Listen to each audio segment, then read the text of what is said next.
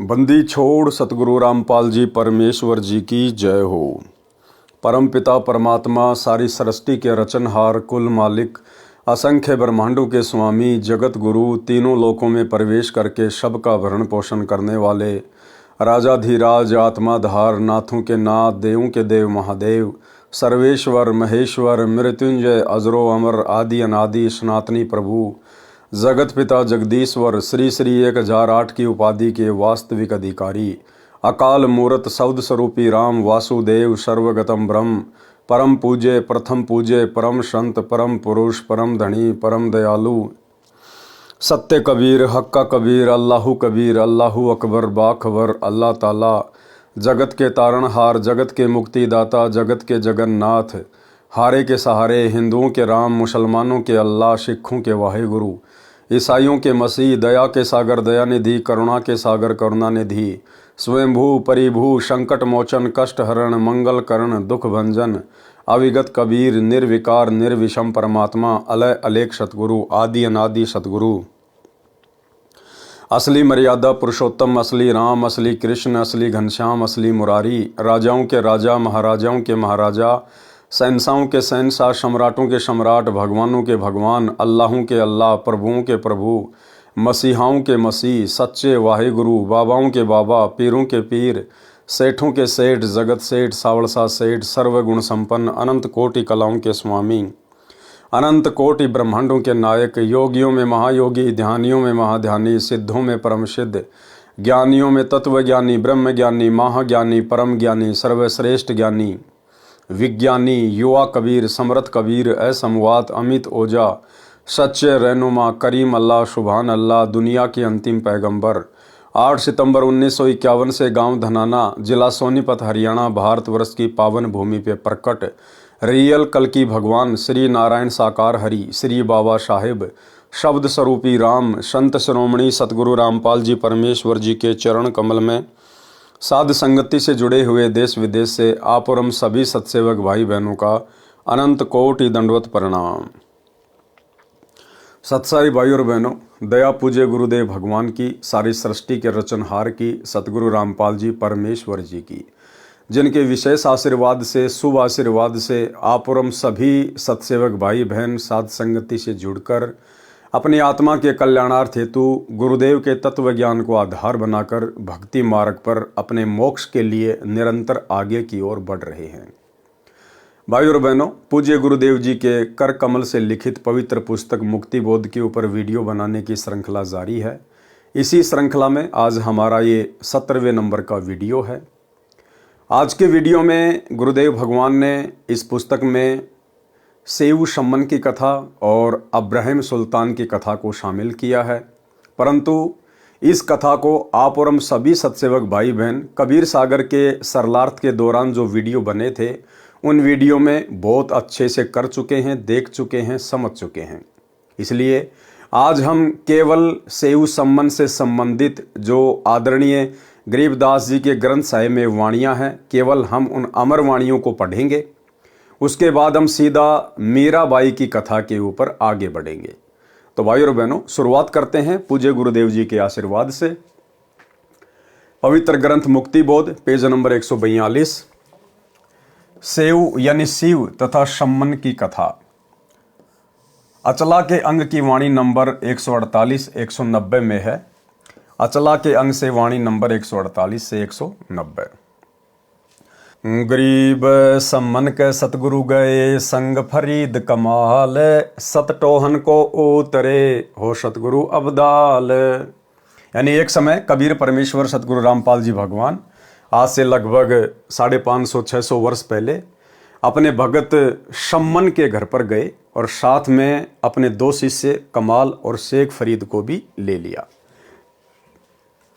गरीब सम्मन ने की पूछिया अनका कहो विचार सतगुरु आए पाहू ने क्या दीजे जो नार। अब जैसे घर पर अपने गुरुदेव भगवान को देखा खुशी का कोई ठिकाना नहीं रहा और उसके बाद में सम्मन ने अपनी पत्नी नेकी से जाकर पूछा कि गुरुदेव भगवान घर पर आए हैं, भोजन भंडारे की क्या व्यवस्था है। गरीब नेकी सम्मन से कहे अन्ना ही घर मोरी, सतगुरु के प्रसाद को घर लाओ कोई फोरी।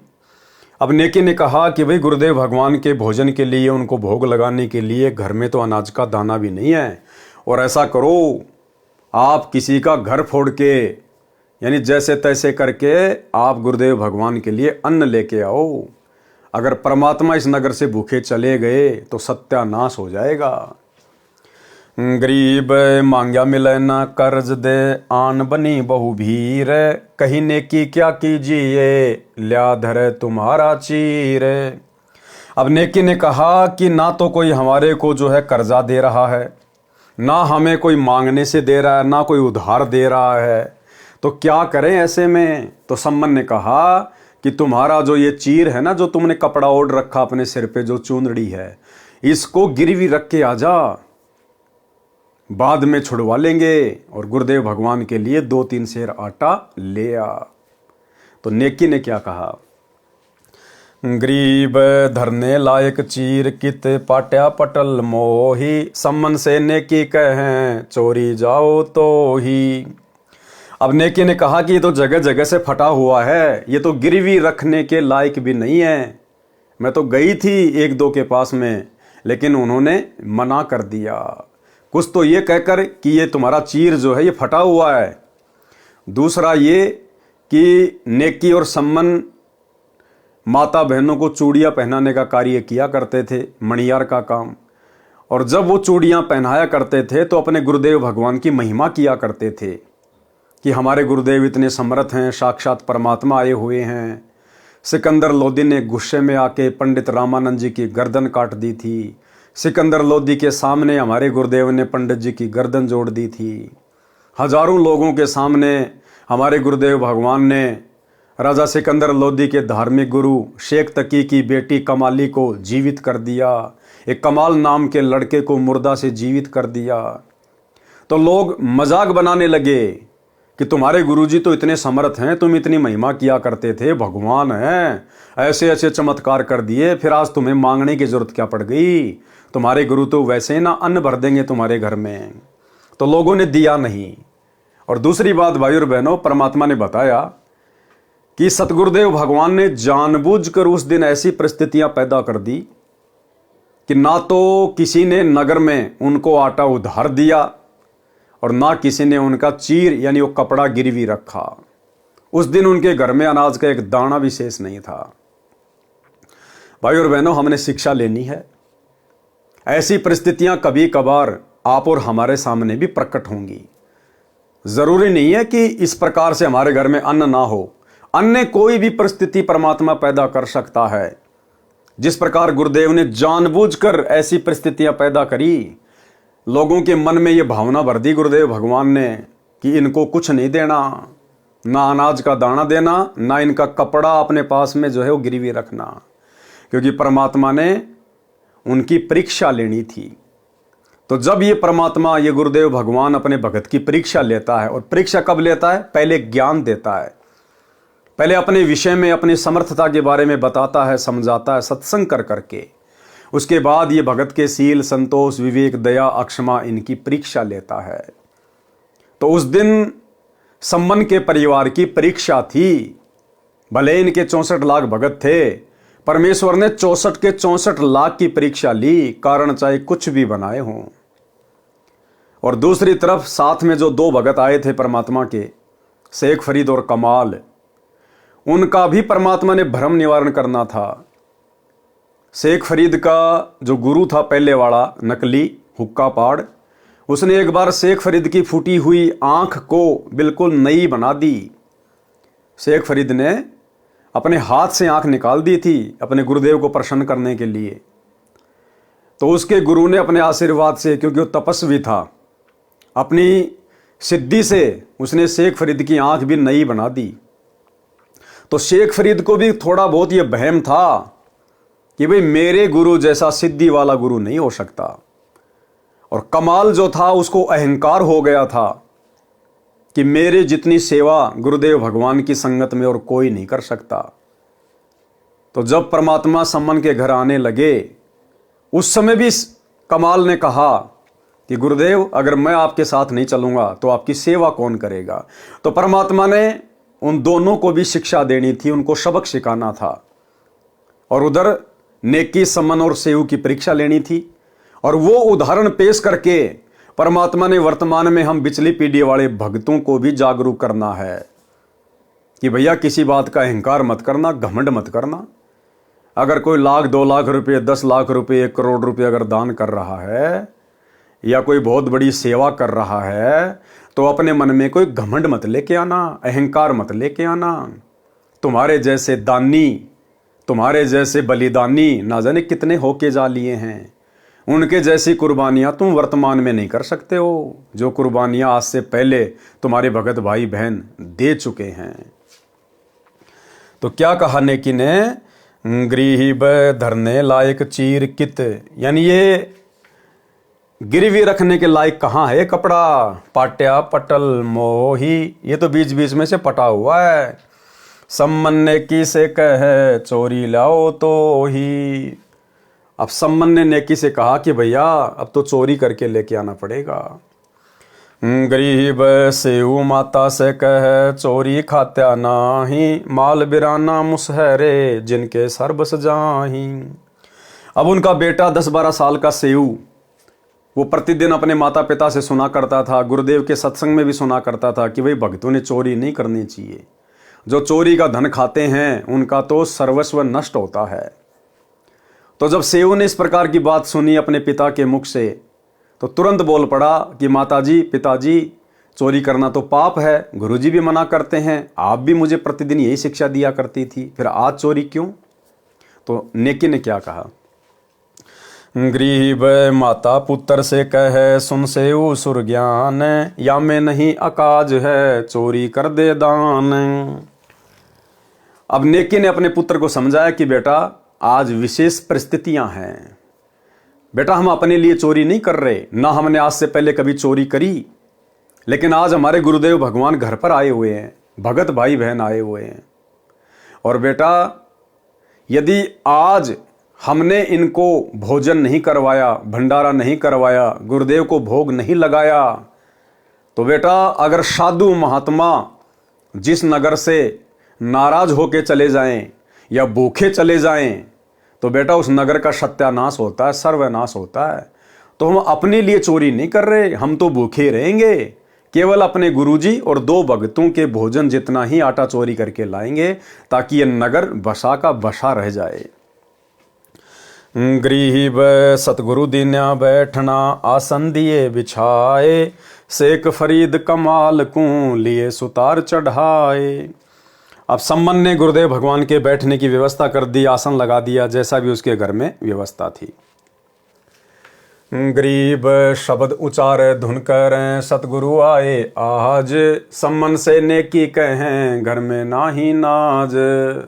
अब दोनों बड़े चिंतित हो गए और आपस में बातचीत करने लगे कि भाई आज पहली बार तो हमारे भगवान, हमारे परमात्मा गुरुदेव घर पर आए हैं और आज उनको खिलाने के लिए अन्न भी नहीं है। गरीब सुनो शब्द चितलाए कर होनी हो सो होए। अब नेकी ने कहा कि ध्यान से सुनो, जो होगा सो देखा जाएगा, सब विधि काज समारे ही चरण कमल चित पोए। कि भाई जिसने हमें भक्ति दे रखी है, हम जिसकी शरण में हैं, भाई वो ही संभालेगा। हम अपने गुरुदेव भगवान को भोजन अवश्य करवाएंगे, चाहे कुछ भी करना पड़े। गरीब सतगुरु आए पाहू ने मैं मानी करी शाह, सेऊ माता से कहे सींच बेच धर स्याह। अब आपस में ये बातें परिवार वाले कर ही रहे थे कि भाई सतगुरुदेव पहली बार तो मेहमान बन के हमारे घर पे आए हैं और आज उनके लिए भोग प्रसाद भी नहीं है। तो सेऊ अपनी माता से कह रहा है कि माता चाहे शीश काटना पड़ जाए, चाहे सिर चला जाए हमारा, लेकिन गुरुदेव भगवान के लिए हम भोजन की व्यवस्था अवश्य करेंगे। गरीब सुन रे पुत्र शिरोमणि नेकी कहे निराठी, सतगुरु आए पाहू ने करो शीश की साटी। अब नेकी ने कहा कि बेटा आज गुरुदेव भगवान हमारे घर पे आए हैं और बेटा जैसे तैसे आज हमने अपने परमात्मा के भोजन के लिए व्यवस्था करनी है, चाहे शीश क्यों ना देना पड़े। यानी परमात्मा ने ऐसी भावना भर दी उनके अंदर कि आज हम अपने गुरुदेव भगवान के लिए कुछ भी करेंगे, क्योंकि भाई और बहनों, परमात्मा जब भगत की परीक्षा लेता है तो कुम्हार की तरह नीचे हाथ भी रखता है और ऊपर से चोट मारता है। गरीब शेख फरीद कमाल को बोले वचन सुशील, सम्मन से सतगुरु कहें भोजन की क्या ढील। यानी सम्मन से गुरुदेव भगवान ने कहा कि भाई भोजन में ढील क्यों हो रही है, भाई सम्मन भोजन की क्या व्यवस्था है। और उधर से शेख फरीद और कमाल ने भी यही कहा कि भाई भोजन की क्या व्यवस्था है, गुरुदेव भगवान को भूखा रखोगे क्या। गरीब सतगुरु से सम्मन कहें करो ध्यान स्नान, भोजन पाक सिलाए स्या उगमे ते ही भान। अब सम्मन ने बड़ी आधीनी से, बड़े प्रेम से अपने गुरुदेव भगवान से कहा, क्योंकि सम्मन को पता था कि महापुरुष संकेतों की भाषा समझ जाते हैं। तो सम्मन ने हाथ जोड़कर आधीनी से कहा कि हे गुरुदेव भगवान, आप स्नान कीजिए, अपना ध्यान कीजिए, भक्ति भाव कीजिए। और गुरुदेव भगवान, रात्रि काफ़ी हो गई है, जैसे सूर्य उदय होगा उसी समय आपके सामने भोजन प्रस्तुत कर दिया जाएगा। गरीब अर्धरात चोरी चले सेऊ सम्मन साथ, कुंबल दीन्या जाए कर नाज लग्या जहाँ हाथ। अब पूज्य गुरुदेव भगवान तो विश्राम के लिए अपना चारपाई पर लेट गए।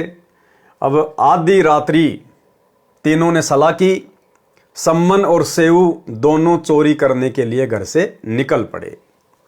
गरीब कुंबल में सेऊ बड़े लाई बड़ी जूं बेर, हम तो फाके ही रहे तुम लाइयो 3 शेर। अब लाला जी की दुकान में सेंध मार दी, सुराग कर लिया चोरी करने के लिए। अब सम्मन ने कहा, क्योंकि सेऊ जबरदस्ती दुकान के अंदर घुस गया, कि पिताजी अगर मुझे पकड़ लिया तो हो सकता है छोटा बच्चा समझ के छोड़ देंगे, आप ना जाओ। तो सेऊ जबरदस्ती अंदर चला गया। पीछे से सम्मन ने कहा कि बेटा हम तो भूखे रह लेंगे, केवल मेहमानों के जितना 3 शेर आटा ही लेके आना, 3 किलो आटा ही लाना, हम तो फाके ही रहे, यानी हम तो भूखे रहेंगे, तुम लाइयो 3 शेर।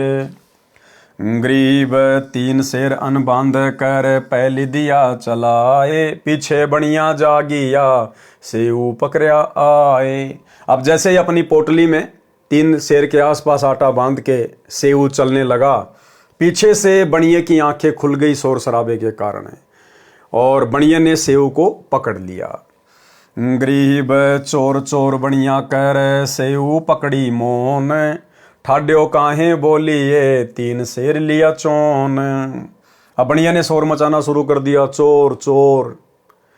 तो सेऊ ने कहा कि भाई इतना क्यों चिल्ला रहा है सेठ जी, खाली 3 किलो ही तो चून लिया है, 3 किलो ही तो आटा लिया है। गरीब बणिये रस्सा गाल कर दिया खंभ से बांधी, सम्मन डेरे ले गया नेकी रोटी छांदी। अब जैसे ही बणिये ने सेऊ को पकड़ा, उससे पहले सेऊ ने छेद में से आटा अपने पिता की तरफ फेंक दिया और कहा कि पिताजी मुझे तो बणिये ने पकड़ लिया है, आप जल्दी घर पे जाओ और सतगुरु भगवान को भोजन बना के भोग लगाओ। गरीब कर लिया एक हाथ में उल्टे चले समन, सेऊ टुक बतलाए ले सुना पर्या भवन। अब घर पे गए तो नेकी ने कहा कि बेटा कहाँ है, तो सम्मन ने सारी घटना बता दी। तो नेकी ने कहा कि ऐसे तो बात बिगड़ जाएगी, उस बणिये के संपर्क तो राजा के साथ में है और कल को भी गुरुदेव भगवान की बेइज्जती होगी, हो सकता है गुरुदेव भगवान को जेल करवा दे, कैद करवा दें। हम भोजन तो गुरुदेव भगवान को करवा नहीं पाए और उल्टा गुरुदेव भगवान को सजा और हो जाएगी। तो आप ऐसा करो, ये कर्द लेके जाओ, छुर्रा लेके जाओ और बेटे की गर्दन काट के लेके आ जाओ। अब भाई और बहनों, जब परमात्मा ने कोई उदाहरण पेश करना होता है, कोई लीला करता है, तो परमात्मा अपने आत्माओं में इसी प्रकार से प्रेरणा भर देता है। वो आत्मा फिर कोई भी कुर्बानी देने से पीछे नहीं हटती है। तो नेकी ने कहा कि ये कर्द लेके जाओ और सेऊ की गर्दन काट के ले आओ। तो लेके कर्द हाथ में सम्मन चल दिया और वहां जाकर उच्च छिद्र में से आवाज लगाई कि बेटा सेऊ, मैं तेरे से 2 बात करना चाहता हूं, एक बार तू अपने गर्दन छेद से बाहर निकाल ले। गरीब बनिया से सेऊ कह बाहर हमरा बाप, झूठी साक न बोल हूँ शीश चढ़त मोई पाप। अब उधर से परमात्मा ने सेऊ के मन में भी वही भावना भर दी कि आज मेरा बाप मेरी गर्दन काट के ले जाए, नहीं तो भाई गुरुजी की बदनामी होगी। तो बनिए से सेऊ ने कहा कि सेठ जी मेरा रस्सा थोड़ा सा ढीला कर दो, बाहर मेरे पिताजी खड़े हैं, मैं उनसे दो बात करना चाहता हूँ। मैं आपसे झूठ नहीं बोल रहा, मुझे मेरे परमात्मा की सौगंध है, झूठी साख न बोले हूँ शीश चढ़त मोई पाप, कि हम भगत हैं, हम झूठ नहीं बोलते, नहीं तो हमारे पाप चढ़ेगा।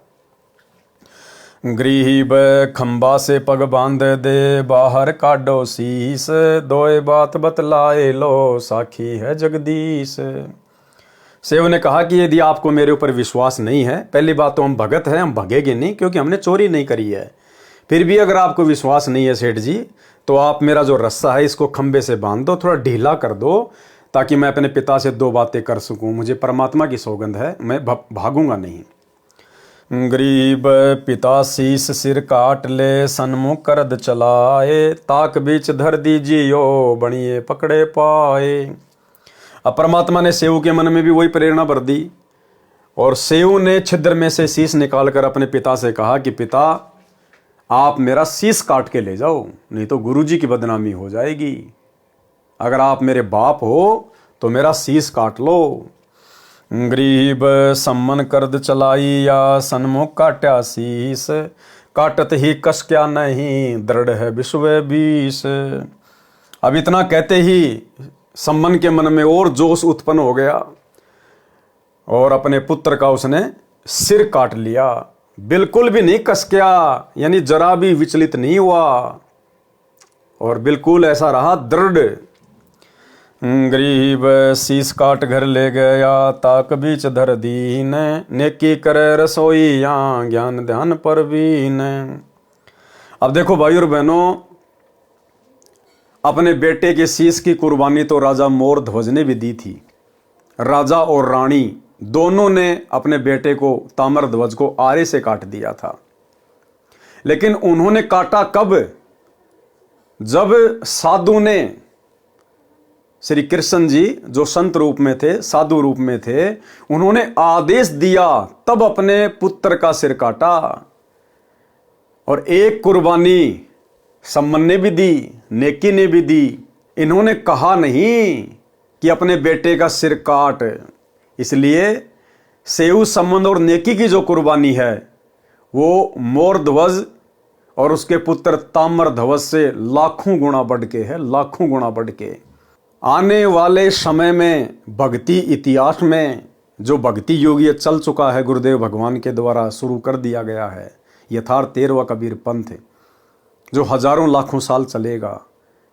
इस आने वाले समय में इस पृथ्वी पर ताम्र ध्वज और मोर ध्वज की कथा नहीं, जब जब अपने गुरु के लिए कुर्बानी की बात आएगी, बलिदान की बात आएगी, तो सेऊ सम्मन और नेकी की कथा चला करेगी। सेऊ सम्मन और नेकी की कथा। गरीब शीस काट घर ले गया ताक बीच धर दीन, नेकी करे रसोई या ज्ञान ध्यान पर बीन। अब उधर से सम्मन अपने बेटे का सिर काट के घर पर ले गया और अलमारी में जाके रख दिया, और नेकी गुरुदेव भगवान के लिए भोजन भंडारा बनाने लग गई। महसूस भी नहीं होने दे रही कि हमारे पुत्र का शीश कट गया है। गरीब सम्मन ते नेकी करी सेऊ का सिर काट, तंदे ही कित डारी या फेरा करियो हाथ। अब नेकी ने कहा कि आप वापस जाकर और जो नीचे का धड़ है, शरीर है, वो भी उठा कर ले आओ। उसको बढ़िया अपने घर पे नहीं रखेगा। अब उसको डर हो जाएगा कि ये हत्या का मुकदमा कहीं मेरे ऊपर ना लग जाए, तो वो कहीं बाहर फेंक के आएगा। आप बेटे का नीचे का शरीर भी ले आओ। गरीब छह दोने परोसिया सतगुरु पुरुष कबीर, सेऊ बोले ताक मैं हूं दामनगीर। अब भोजन भंडारा बना दिया, गुरुदेव को भोग लगाने के लिए उनको आमंत्रित कर दिया, और नेकी और सम्मन ने 3 दोनों में यानी 3 थालियों में भोजन परोस दिया, एक गुरुदेव भगवान का और 2 अन्य भक्तों का। तो गुरुदेव ने कहा कि भाई 3 में नहीं 6 में परोसो, 6 में 3 हम और 3 तुम मिल बैठ के भोजन खाएंगे। लेकिन उन्होंने केवल 3 में परोसा। गरीब सम्मन सतगुरु से कह सेऊ आया नाही, देही तो सुनी धरी शीस ताक माही। अब ज्यादा विनय करने से उन्होंने 5 थालियों में भोजन परोस दिया, 1 थाली फिर भी नहीं परोसी। उनको पता था कि लड़का तो मर चुका है, अब वो कहां से आएगा। तो उन्होंने 5 थालियों में भोजन परोस दिया गुरुदेव भगवान के सामने। गरीब सम्मन से सतगुरु कह सेऊ आया नाही, देही तो सुनी धरी शीस ताक माही। अब ज्यादा विनय आग्रह करने से उन्होंने 6 दोनों में भोजन परोस दिया थे 6 थालियों में, क्योंकि गुरुदेव भगवान ने कहा कि भैया 6 में परोसो, 6 में। और उसके बाद जब 6 थालियों में भोजन परोस दिया गया, सब बैठ गए, तो गुरुदेव भगवान ने सम्मन से कहा कि सेऊ क्यों नहीं आया, सेऊ कहाँ चला गया। गरीब सम्मन से सतगुरु कहें सेऊ आया नाही, देही तो सुनी धरी शीस ताक माही। अब सम्मन क्या जवाब दे। सम्मन ने देखा कि भैया उसका सिर तो अलमारी में रखा है, शरीर उसका अलग पड़ा हुआ है। तो सम्मन ने कहा कि गुरुदेव बच्चा है, कहीं खेलने गया होगा, आ जाएगा थोड़ी बहुत देर में। इतने में सतगुरुदेव भगवान ने फिर क्या कहा परमात्मा ने, गरीब आओ सेऊ जीम ल्यो यो प्रसाद प्रेम, शीस कटत है चोरों के साधुओं के नित अक्षेम। अब जानी जान परमात्मा सर्व सृष्टि के मालिक, ये किसी के शीस लेते थोड़ी हैं, ये तो शीस देते हैं, ये तो दानी है। गुरु समान दाता नहीं, याचक शिष्य समान, 3 लोक की संपदा सो गुरु दीनी दान। ये तो मुर्दों को जीवित करते हैं। इतने में गुरुदेव भगवान ने आवाज लगाई कि भाई सेऊ आजा, भाई भोजन भंडारा तैयार है, परमात्मा का प्रसाद बन के तैयार है, आजा। और बेटा सिर तो चोरों के कटते हैं, भक्तों के नहीं कटते, क्योंकि भक्तों का मकसद चोरी करने का नहीं होता है। तो जैसे ही गुरुदेव भगवान ने आवाज लगाई, वो कटा हुआ शीस धड़ के ऊपर लगकर और सेऊ बनकर और पंक्ति में आके बैठ गया भोजन करने के लिए। गरीब आओ सेऊ जीम लो यो प्रसाद पर मैं, शीस कटत हैं चोरों के साधुओं के नित अक्षेम। गरीब सेऊ धड़ पर शीस चढ़ा बैठे पंगत माही, नहीं गरेरा नाड़ी के वो सेऊ अकनाही। अब गुरुदेव भगवान का तो केवल इतना कहना ही था, संकेत मात्र से तुरंत सेऊ जीवित होकर और लाइन में आके बैठ गया पंगत में भोजन के लिए। और नेकी और सम्मन देख रहे हैं उसकी गर्दन के हाथ लगा लगा के, नहीं गरेरा नाड़ी के, गरेरा यानी निशान, नाड़ी यानी गर्दन के, वो सेऊ अकनाही, कि ये हमारा ही बेटा है या कोई और है। उसकी गर्दन को देख रहे चारों तरफ से। गरीब सम्मन से सतगुरु कहें नेकी मन आनंद, शीस कटे घर में धैर्या माता पिता धन धन्य। कि भाई धन्य है ऐसे माता पिता जिन्होंने अपने हाथों से अपने बच्चे का शीस काट दिया और उसके बाद भी सतगुरु के लिए भोजन तैयार कर रही है और महसूस नहीं होने दे रही। भाई धन्य है ऐसे भगत। गरीब सतगुरु से सम्मन कह सुनो फरीद गल, इब कह सतगुरु आए सी देसी शीस पहल। अब देखो भाई और बहनों, बलिदान में अंतर है। ऐसी बात नहीं है कि आज आत्मा इस प्रकार का बलिदान नहीं कर सकती, इससे भी बढ़ चढ़ के बलिदान आज दे सकते हैं भगत। क्यों? क्योंकि आज हमें समर्थ की समर्थता का पता चल गया, आज हमें गुरुदेव भगवान का पता चल गया, आज हमें गुरुदेव भगवान ने मूल ज्ञान दे दिया, भक्ति मार्ग का पूरा कोर्स दे दिया। तो कोई निर्भागी आत्मा होगी जो पीछे हटेगी सतगुरु के कहने से, अन्यथा आज वर्तमान में अपना शीश देने से, कितनी भी बड़ी से बड़ी कुर्बानी देने से कोई भगत पीछे नहीं हटेगा। लेकिन भाई और बहनों, जो कुर्बानी, जो बलिदानी उस समय सेऊ सम्मन और नेकी ने की, आज हम उसकी बराबरी नहीं कर सकते। चाहे कितना ही कुछ कर दें हम, लेकिन उन आत्माओं की बराबरी नहीं हो सकती। क्योंकि आज यदि हम शीश देंगे भी, तो आज तो हमें पता है, अंदर से विश्वास है कि अगर शीश काट भी दिया तो गुरुजी जीवित कर देंगे, गुरुजी भगवान हैं। लेकिन जिस समय सम्मन ने अपनी पत्नी नेकी के कहने से अपने बेटे का सिर काटा सेऊ का, उस समय भाई और बहनों उनको विश्वास नहीं था इस बात का, और ना उन्होंने ये सोचकर अपने बेटे का शीश काटा था कि गुरुजी बाद में जोड़ देंगे। तो वो जो कुर्बानी थी वो असली कुर्बानी थी। वैसी कुर्बानी आज आप और हम भाई बहन नहीं दे सकते। गृही व सतगुरु से सम्मन कहें सुनो फरीद गल, इब के सतगुरु आए सी देसी शीस पहल। गृही व सतगुरु से नेकी कहे सुनो फरीद बात, आदि भक्ति कमाई या रहे पिता पुत्र नहीं साथ। कि हमने तो आदि कुर्बानी दी है, जबकि दोनों बाप बेटों ने अपना शीश दे देना चाहिए था। गृही व बोह करी कुंवारता, पलकों चोर डुराए, सम्मन से नेकी कहें दो अपना शीश चढ़ाए। अब नेकी ने क्या कहा कि हे परमात्मा, हमारा अगर बस चलता तो परमात्मा अपनी बाहों से आपकी थाली पकड़ के आरती उतारती।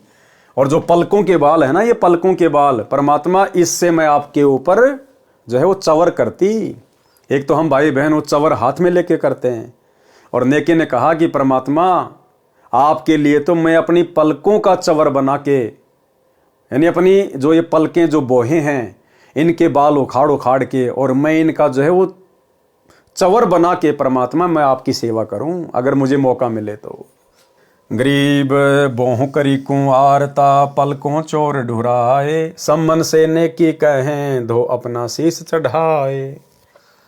गरीब कह कबीर का माल से सुनो फरीद फेर, सम्मन के घर सांच है इत मत लाओ बेर। कहे कबीर कमाल से सुनो फरीद फेर, परमात्मा ने दोनों भक्तों को कहा कि भैया इन भक्तों की बराबरी नहीं हो सकती, इनके घर तो साक्षात परमात्मा है। गरीब कहे कबीर कमाल स्यों सुनो फरीद यार, सम्मन के घर सांच हैं ये धर हैं शीश उतार। गरीब कहे कबीर कमाल से सुनो फरीदा बात, सम्मन के घर सांच हैं शीश चढ़े स्यों गात। गरीब कहे कबीर कमाल से सुनो फरीदा सेन, सम्मन के घर सांच हैं ये बोले आदू बैन। गरीब कहे कबीर कमाल से सुनो फरीदा ख्याल, सम्मन के घर सांच हैं ये कीजिए नजर निहाल। गरीब जेते अंबर तारियां तेते अवगुण मोही, दड़सूली सिर ताक में सतगुरु तो नहीं बिसरो तो ही। गरीब 56 भोग करे धैणी भय सम्मन के ठाट, कहें कबीर कमाल से चलो फरीदा बाट। अब इस घटना के बाद में भाई और बहनों जो कुर्बानी जो बलिदान उस भगत परिवार ने दिया अपने गुरुदेव की इज्जत के लिए, परीक्षा में सफल हुए, पास हुए, तो गुरुदेव भगवान ने उस भगत परिवार को एक नंबर का धनी बना दिया, सेठ बना दिया। जिनके घर में खाने को अन्न नहीं था आज वो 56 भोग खा रहे हैं। तो भाई और बहनों, क्या वो सम्मन का परिवार कभी जिंदगी में ये सोच सकता था कि तुम इस नगर के एक नंबर के सेठ बन जाओगे, जबकि वो तो एक नंबर के गरीब आदमी थे, कभी सौपन में भी नहीं सोच सकते थे। लेकिन ये सतगुरु इतना समर्थ है, ये चाहे तो राजा को रंक और रंक को राजा एक सेकंड में बना दे। मौला जल से थल करे, थल से जल कर देत, और साहिब तेरी साहिबी श्याम कहूं के श्वेत। ये परमात्मा एक सेकंड में पूरी दुनिया नष्ट कर दे और एक सेकंड में वैसा का वैसा बना दे, किसी को पता भी नहीं चले कि क्या हो गया था। तो भाई और बहनों, ठीक इसी प्रकार हम भगत भाई बहन वर्तमान में चाहे कितने गरीब हैं, कितने निर्धन हैं, ये हमारा प्रारब्ध है। और कुछ एक भगत भाई बहनों को परमात्मा जानबूझकर भी ऐसी स्थिति में रखता है भक्ति करवाने के लिए।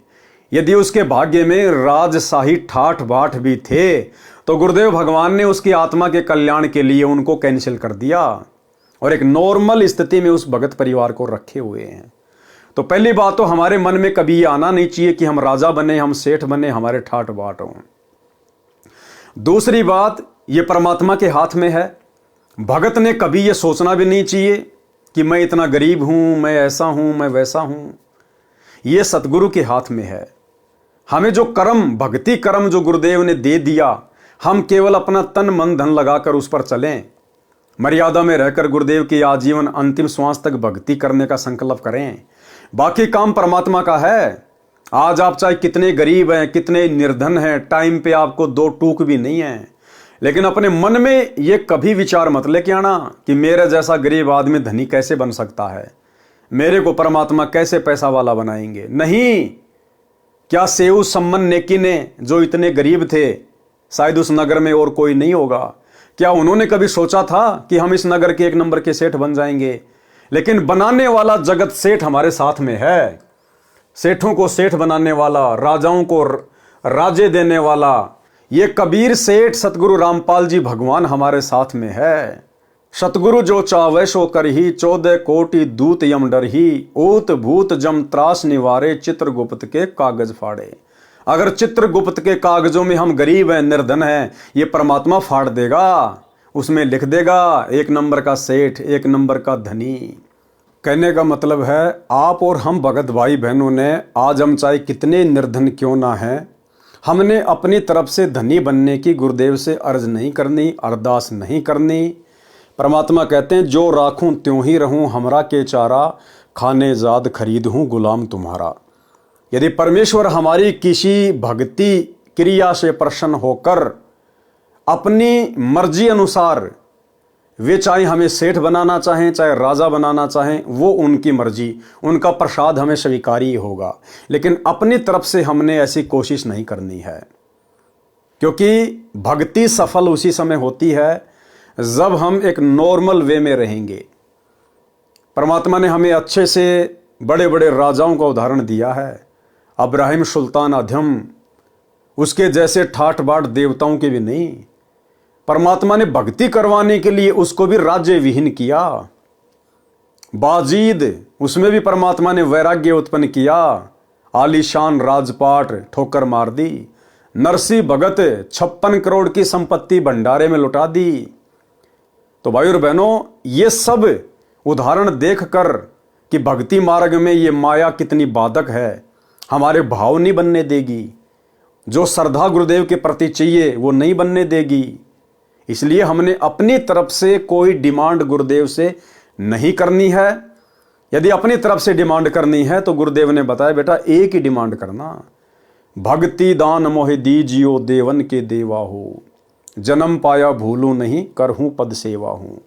और साईं इतना दीजिए जिसमें कुटुंब समाए, हम भी भूखे ना रहें साधु ना भूखा जाए। बाकी सब गुरुदेव भगवान के ऊपर छोड़ देना चाहिए। गरीब 56 भोग करे धैणी, भय सम्मन के ठाट, कहें कबीर कमाल से चलो फरीदाबाट। गरीब अष्ट सिद्धि नौ निधि आंगण, अंधन दिए अनंत, सेव सम्मन अमर कच्छ नेकी पद बेअंत। यानी परमात्मा ने अष्ट सिद्धि और 9 निधि उनके दरवाजे पे खड़ी कर दी कि बेटा अंधन की तेरे जीवन में कोई कमी नहीं रहेगी। गरीब नेकी सेऊ पारिंग हुए। अब इस घटना के बाद में नेकी और सेऊ यानी माँ बेटे तो पार हो गए। पार होने का मतलब है परमात्मा ने बारंबार उनको मनुष्य जन्म नहीं दिए इस कलयुग की पिछली पीढ़ी तक। असली पार होने का समय तो अब है, वर्तमान समय। तो परमेश्वर ने उन दोनों आत्माओं को किसी सुरक्षित स्थान पर बैठा दिया, स्वर्ग में या फिर मिनी सतलोक में, कि बार बार इनको माँ के गर्भ में नरक में नहीं भेजेंगे। जब कलयुग की पिछली पीढ़ी आएगी डायरेक्ट इनको उसी समय जन्म देंगे। गरीब नेकी से वो पारिंग हुए सतगुरु के प्रताप यानी आशीर्वाद से। सम्मन बहे नौ शेर खां जुग जुग संगी साथ। लेकिन सम्मन के मन में उस समय ये भाव उत्पन्न हो गए थे, जरा सा ये उसके मन में आ गया था जब अपने बेटे की उसने गर्दन काटी, कि यदि आज मेरे पास में धन होता, पैसा होता, तो आज मुझे अपने बेटे का सिर नहीं काटना पड़ता। इतना सा बस उसके मन में आया था, इतना सा। सतगुरु तो अंतर्यामी है। अब ये उसकी बहुत बड़ी गलती थी भाई और बहनों, बहुत बड़ी गलती थी उसकी। हमने ऐसी गलतियों से वर्तमान में बचना है। अपने मन में कोई शंका, चाहे हम गरीब हैं, अमीर हैं, लूले हैं, लंगड़े हैं, काले हैं, पीले हैं, ठिगने हैं, लंबे हैं, जैसे भी हैं, लेकिन हमें शुक्र मनाना चाहिए कि हम समर्थ की शरण में हैं, धनी की शरण में हैं।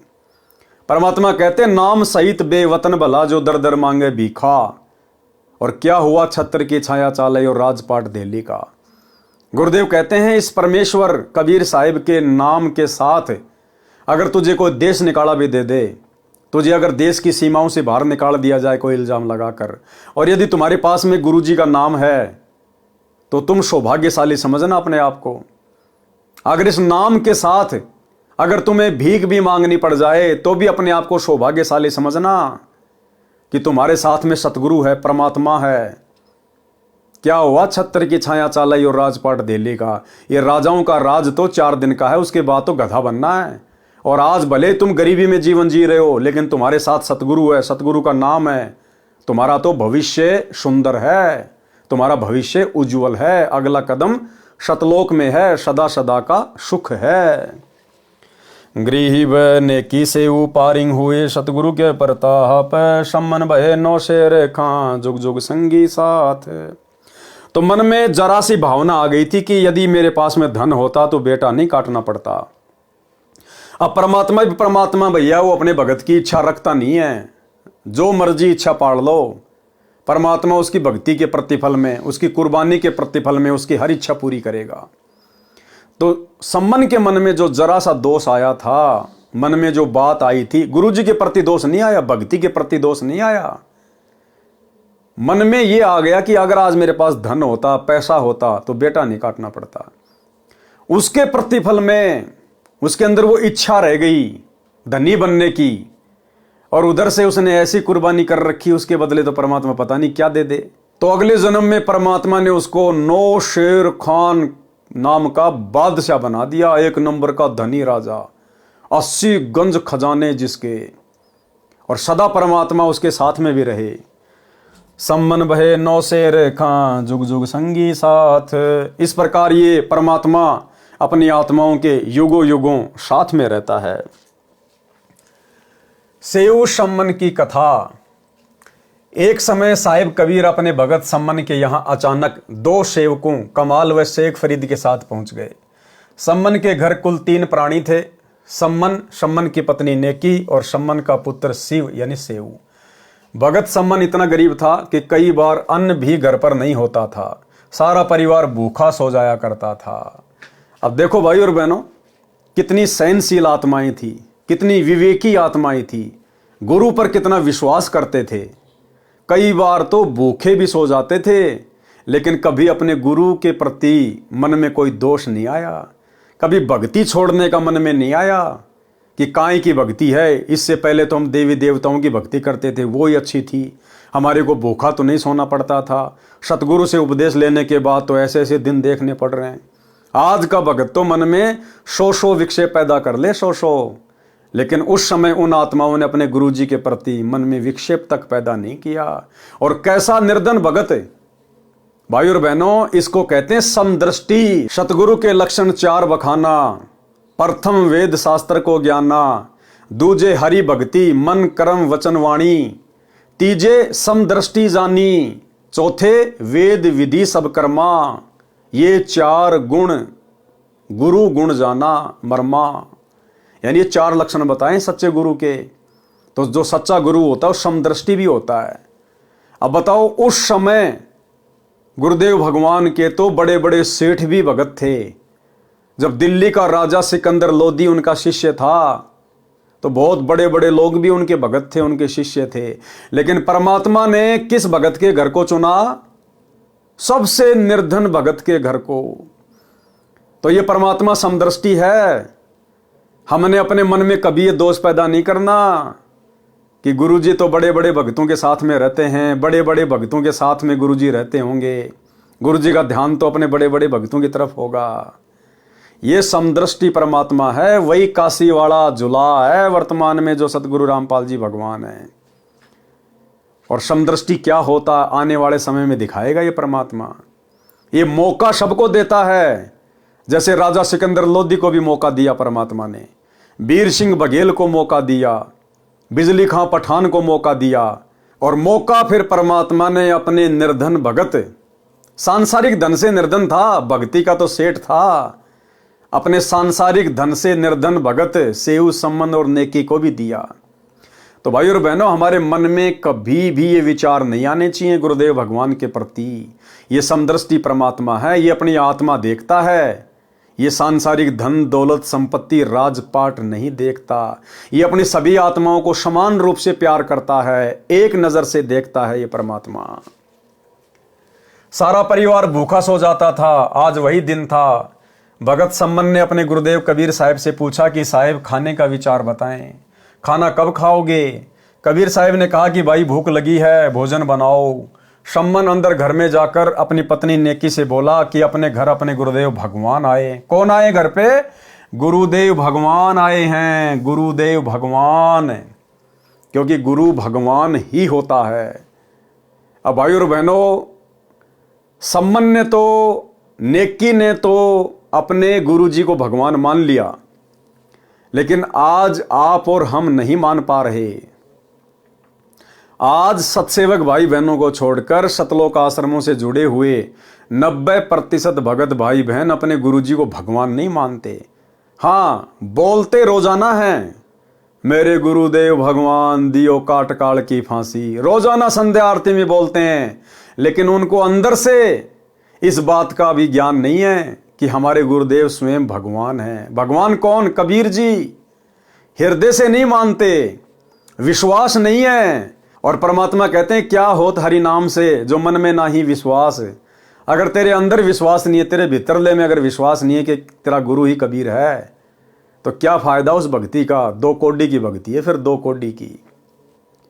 तो रोजाना भाई बहन चिल्लाते हैं संध्या आरती में, मेरे गुरुदेव भगवान दियो काट काल की फांसी, लेकिन जब गुरु को भगवान मानने की बात आती है तो फेल हो जाते हैं। फिर जून के महीने में वो दाढ़ी मूछ वाली कबीर जी के समझे जाने वाली नकली मुर्दा फोटो को भगवान मान के उसका प्रकट दिवस मना लेते हैं। तो भाई और बहनों, ये दोगलापन है, और ये दोगलापन भक्ति में ज्यादा दिन नहीं चलेगा। तो क्या कहा? नेकी से बोला कि अपने घर गुरुदेव भगवान आए हैं, जल्दी से भोजन तैयार करो। तब नेकी ने कहा कि घर पर अन्न का एक दाना भी नहीं है। सम्मन ने कहा पड़ोस वालों से उधार मांग लाओ। नेकी ने कहा कि मैं मांगने गई थी, लेकिन किसी ने भी उधार आटा नहीं दिया। उन्होंने आटा होते हुए भी जानबूझकर नहीं दिया, आटा होते हुए भी जानबूझकर नहीं दिया, क्योंकि सतगुरु ने परीक्षा लेनी थी। सतगुरु ने जानबूझकर ऐसी परिस्थितियां पैदा करनी थी। यानी जब ये परमात्मा अपने भक्तों की परीक्षा लेता है, तो भाई और बहनों, परमात्मा ऐसी ही परिस्थितियां भगत के सामने पैदा कर देता है। अभी हिसार जेल से जो 73 नंबर की ऑडियो आई है, विशेष संदेश, उसमें परमात्मा ने हल्का सा जिक्र किया है सेव समन की कथा का।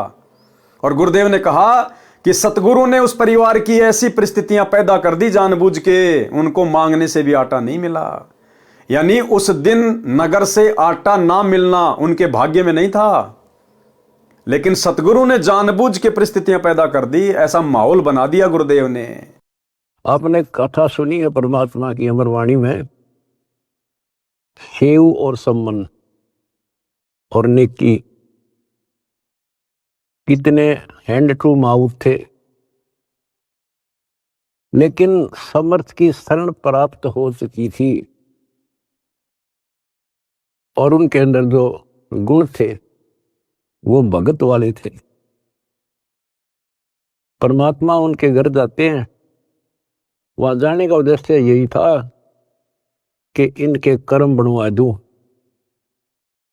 और ऐसी परिस्थिति पैदा कर दी परमात्मा ने, और ऐसी परिस्थिति पैदा कर दी परमात्मा ने, और ऐसी परिस्थिति पैदा कर दी परमात्मा ने कि उनके पास कोई विकल्प नहीं बचा। और किस लिए? कि हमारे गुरु जी की बेइज्जती ना हो जाए।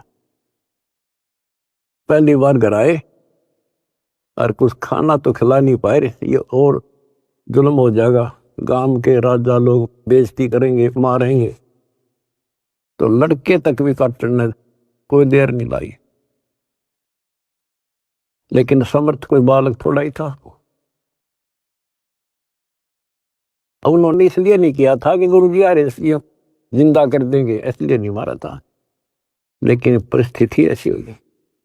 तो ठीक इसी प्रकार भाई और बहनों, यदि भक्ति करते करते भी आप और हमारे सामने भी इस प्रकार की परिस्थितियां पैदा हो जाएं, तो हमने बुद्धि विवेक से काम लेना है, मन में दोष नहीं पालना, नहीं तो बनी बनाई भक्ति का सत्यानाश हो जाएगा।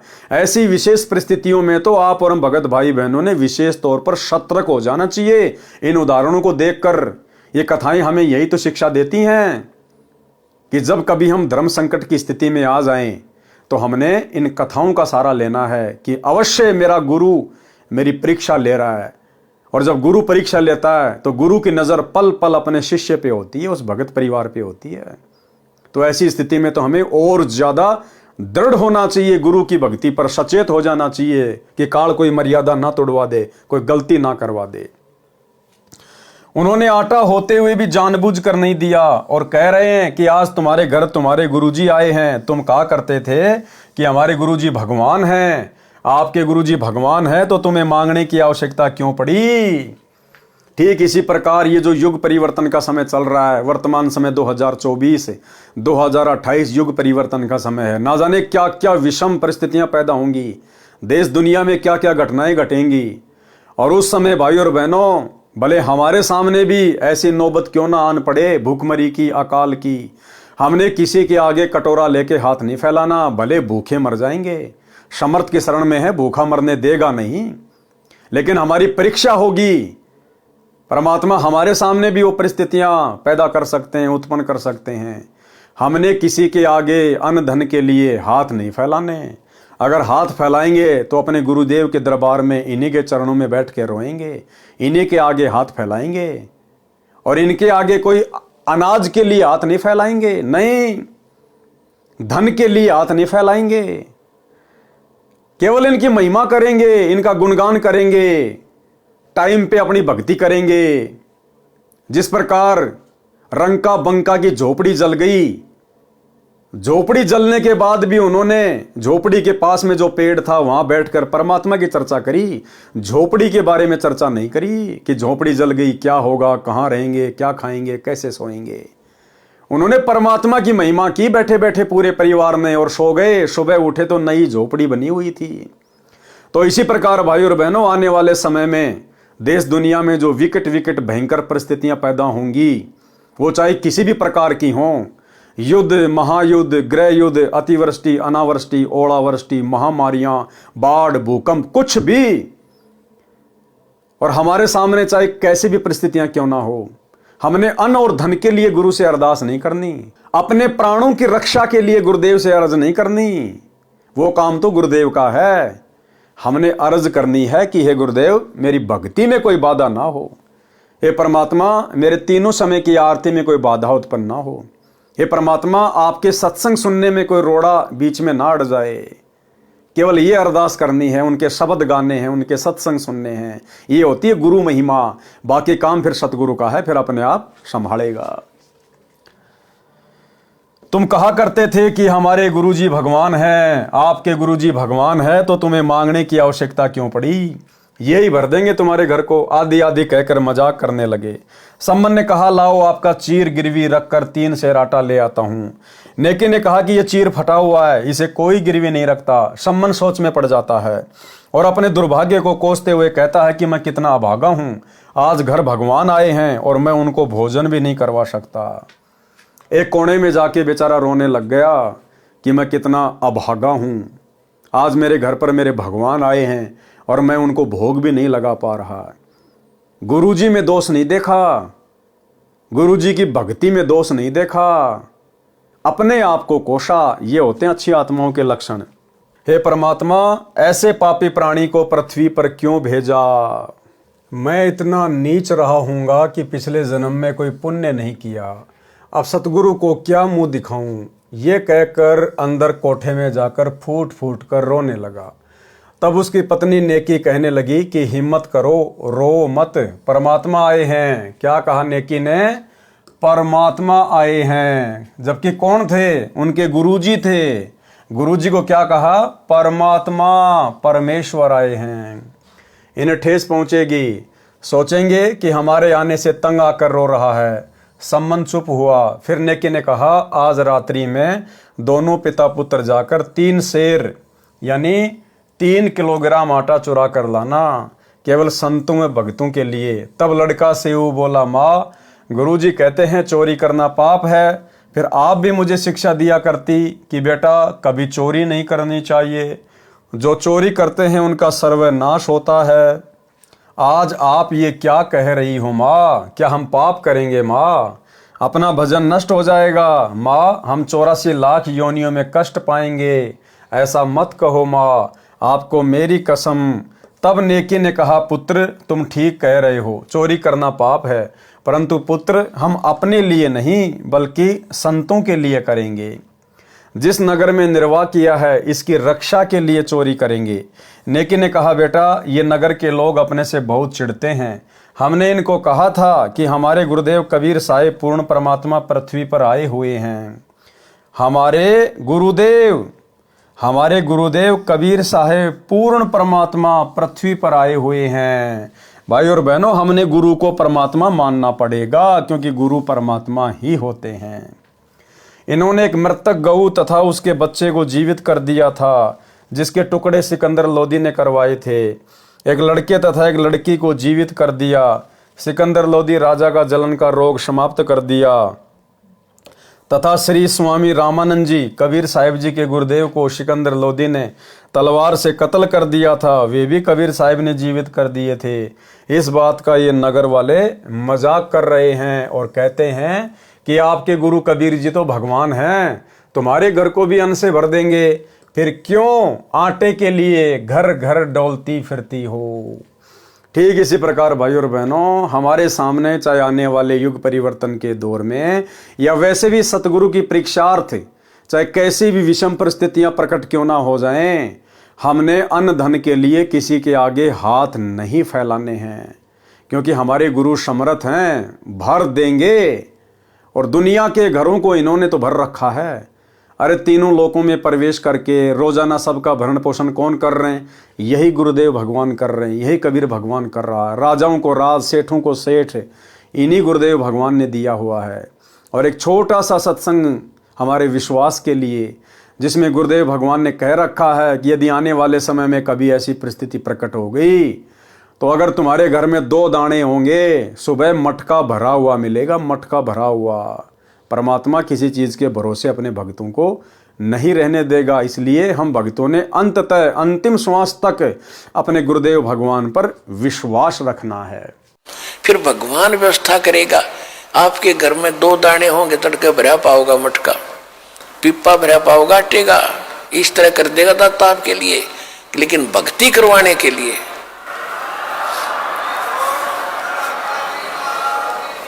ये उनकी करेगा जो भक्ति करेंगे, और जो बकवाद चाहोगे वो अपना करते रहियो। ठीक है, जैसा भक्ति भजन करेंगे उनका लाभ मिल जाएगा, लेकिन वो उसमें से खड़ी रह जाएंगे। बेटा ये नादान प्राणी है, यदि आज साहिब कबीर इस नगरी का अन्न खाए बिना चले गए तो काल भगवान भी इतना नाराज हो जाएगा कि कहीं इस नगरी को समाप्त ना कर दे। हे पुत्र, इस अनर्थ को बचाने के लिए अन्न की चोरी करनी है, हम नहीं खाएंगे, केवल अपने सतगुरु तथा आए भक्तों को प्रसाद बनाकर खिलाएंगे। ये कहकर नेकी की आंखों में आंसू भराए और कहा, पुत्र नाटियो मत, अर्थात मना मत करना।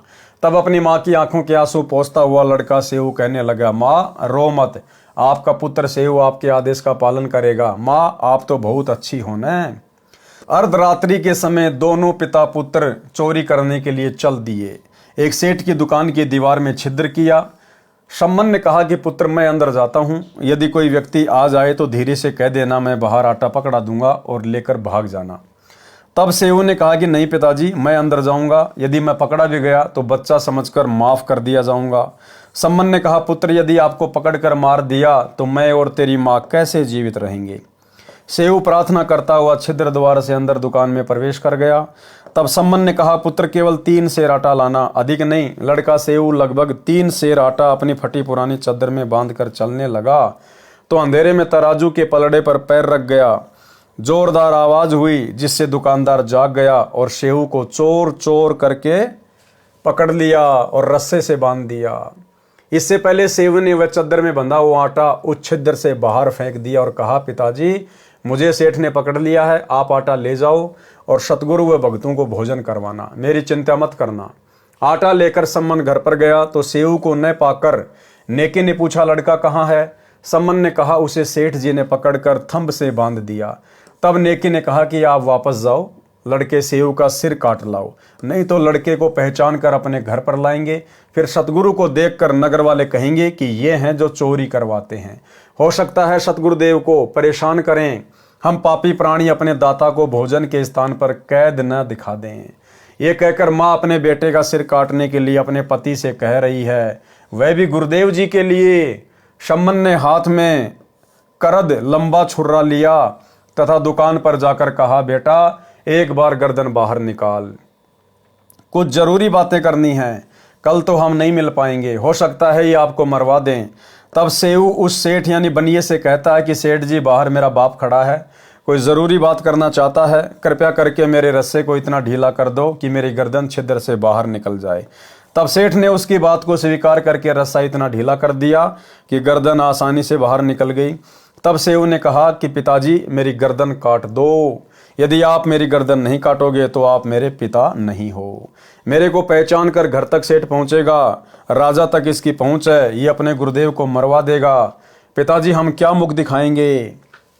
सम्मन ने एकदम कर्द मारी और सिर काट कर घर ले गया। सेठ ने लड़के का कत्ल हुआ देखकर उसके शव को घसीटकर साथ ही एक पजावा, ईंटें पकाने का भट्टा था, उस खंडर में डाल गया। जब नेकी ने सम्मन से कहा कि आप वापस जाओ और लड़के का धड़ भी बाहर मिलेगा, उठा लाओ, तब सम्मन दुकान पर पहुंचा। उस समय तक सेठ ने उस दुकान की दीवार के छिद्र को बंद कर दिया था।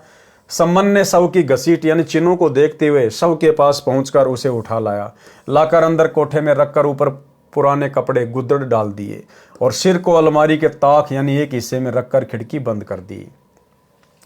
कुछ समय के बाद सूर्य उदय हुआ। नेकी ने स्नान किया, फिर सतगुरु व भक्तों का खाना बनाया, फिर सतगुरु कबीर साहिब जी से भोजन करने की प्रार्थना की। नेकी ने साहिब कबीर व दोनों भगत कमाल तथा शेख फरीद तीनों के सामने आदर के साथ भोजन परोस दिया। साहिब कबीर ने कहा, इसे 6 दोनों में डालकर आप तीनों भी साथ में बैठो, ये प्रेम प्रसाद पाओ। बहुत प्रार्थना करने पर भी साहिब कबीर नहीं माने तो 6 दोनों में प्रसाद परोसा गया। 5 प्रसाद के लिए बैठ गए। तब साहिब कबीर ने कहा, आओ सेऊ जीम लो, ये प्रसाद प्रेम, शीश कटत है चोरों के, साधुओं के नित अक्षेम। साहिब कबीर जी ने कहा कि सेऊ आओ, भोजन पाओ, सिर तो चोरों के कटते हैं, संतों भक्तों के नहीं, उनको तो क्षमा होती है, क्योंकि भक्तों का उद्देश्य कोई गलत नहीं होता। साहिब कबीर ने इतना कहा था, उसी समय सेऊ के धड़ पर शीश लग गया। कटे हुए का कोई निशान भी गर्दन पर नहीं था तथा पंगत यानी पंक्ति में बैठकर भोजन करने लगा। गरीब सेऊ धड़ पर शीश चढ़ा, बैठा पंगत माही, नहीं गरेरा गर्दन पर वो सेऊ अकनाही। सम्मन तथा नेकी ने देखा कि गर्दन पर कोई चिन्ह भी नहीं है, लड़का जीवित कैसे हुआ। शंका हुई कि ये वही सेऊ है या कोई और। अंदर जाकर देखा तो वहां शव तथा शीश नहीं था, केवल रक्त के छींटे लगे थे, जो इस पापी मन के संशय को समाप्त करने के लिए प्रमाण बकाया था। ऐसी ऐसी बहुत लीलाएं साहिब कबीर ने की, जिनसे यह स्वयं सिद्ध है कि यही पूर्ण परमात्मा है। सामवेद संख्या नंबर 822 तथा ऋग्वेद मंडल 10 सूक्त 161 मंत्र 2 में कहा है कि कबीर देव अपने विधिवत साधक साथी की आयु बढ़ा देता है। तो भाइयों और बहनों, आज के वीडियो में हम केवल इतना ही लेंगे। आज के वीडियो में गुरुदेव भगवान ने सेऊ सम्मन और नेकी की कथा को शामिल किया था। इसके आगे राजा अब्राहिम सुल्तान अधम की कथा है। इस कथा को हम पहले कबीर सागर के सरलार्थ में बहुत अच्छे से पढ़ चुके हैं, इसलिए अगला वीडियो सीधा मीराबाई की कथा के ऊपर चलेगा। तब तक गुरुदेव भगवान हम सबको आज्ञा दें, इजाज़त दें, आशीर्वाद दें। बंदी छोड़ सतगुरु रामपाल जी भगवान की जय हो।